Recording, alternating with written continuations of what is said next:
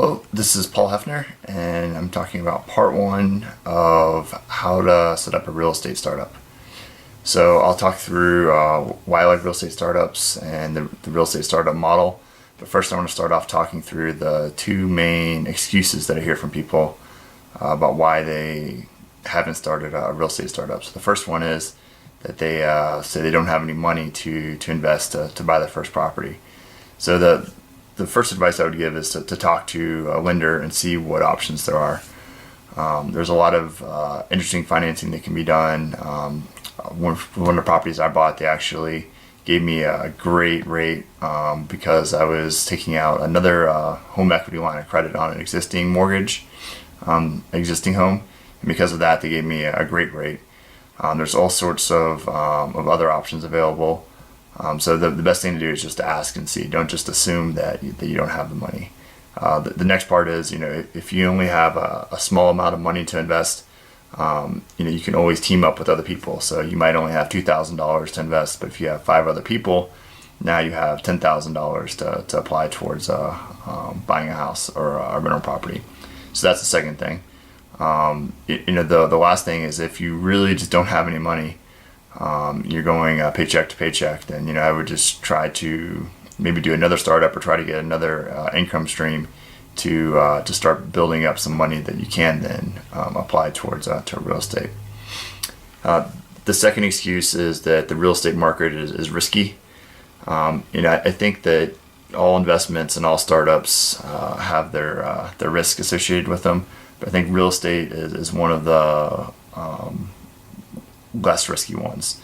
The real estate model is very proven, from Donald Trump to, all sorts of people that do this business, and unless you absolutely choose the worst possible time to start, you're going to be fine. Even if you do choose the worst possible time to start, if you hold on to it for 10 years, I think you'll still be, still turn out perfectly fine.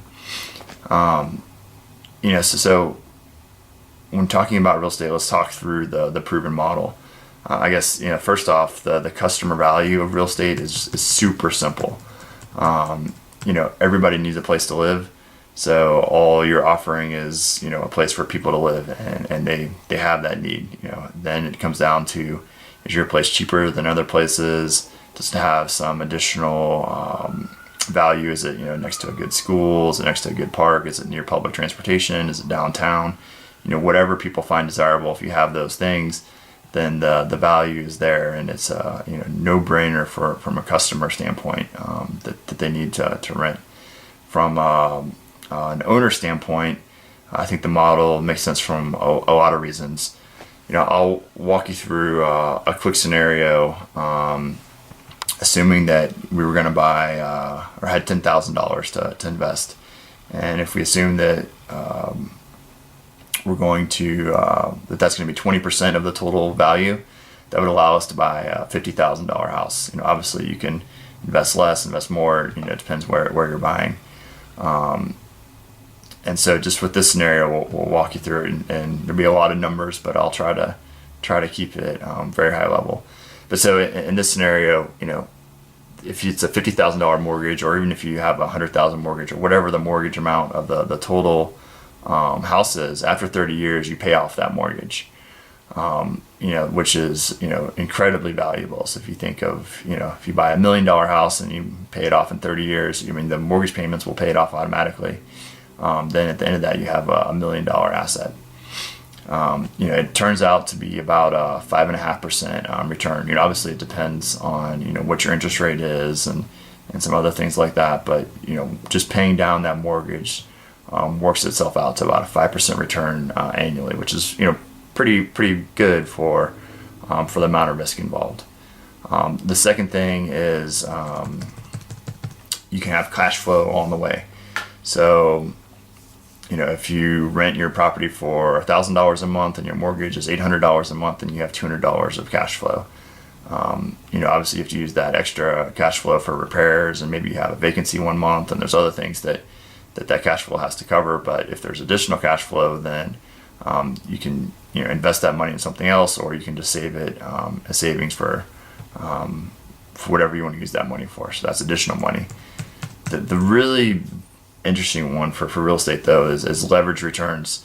So when you think about that $10,000 investment that's buying you a $50,000 house, on average, real estate, appreciates 2% to 5% a year. 2% is sort of the inflation rate, in real estate, on some areas can go up to 5% a year, spread out over 30 years.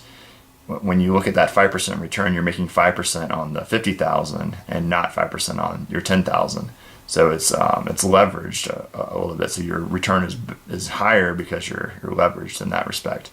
So your $10,000 investment actually turns into $216,000 over 30 years. That's the 50% on a 5% compounding interest rate. So if you sell that $216,000 house and you put $10,000 in, you essentially have made $206,000 because you've along the way over those 30 years you paid off the mortgage, so there's nothing left. So that's a pretty huge investment to take $10,000 and turn it into $200,000 over the course of 30 years. And then it scales. So if you multiply that by about 4.5, and instead of $10,000, you put in $46,000. And again, this could be your investment or it could be spread across lots of other investors. But that $46,000 investment will turn into $1 million. So there's huge potential for compounding there. So that's why I like real estate as because it has these returns, and it has the model built. I mean, basically you buy something and you rent it, and there's a demand for customers to rent out property. So that's why I like it. When I think of the actual business model, I sort of think of it in 3 steps. Really, there's 2, but I sort of break out one into its own. The first step is super simple. You just need to find a house to rent or a condo to rent. So it can be your own house. It could be, you can go out and buy a rental property. It could be a vacation home. Whatever that is, you just need something to rent. The next part of the model is basically you price it and rent it out. And there's lots of strategy that goes into that. That's why I break it out as a separate step. And then the third part is you manage the property. So you manage the vacancies, get new tenants in. You fix anything that's broken, do the repairs, and basically manage the property to make sure that that is rented and that everything is working properly. And that's it. And there's lots of sort of operational things to go into the managing of it, but that's those are the 3 steps. So if you want to learn more about real estate, check out part 2 of the real estate videos by entering your email and doing the confirmation email, and then you'll be directed to the confirmation videos webpage.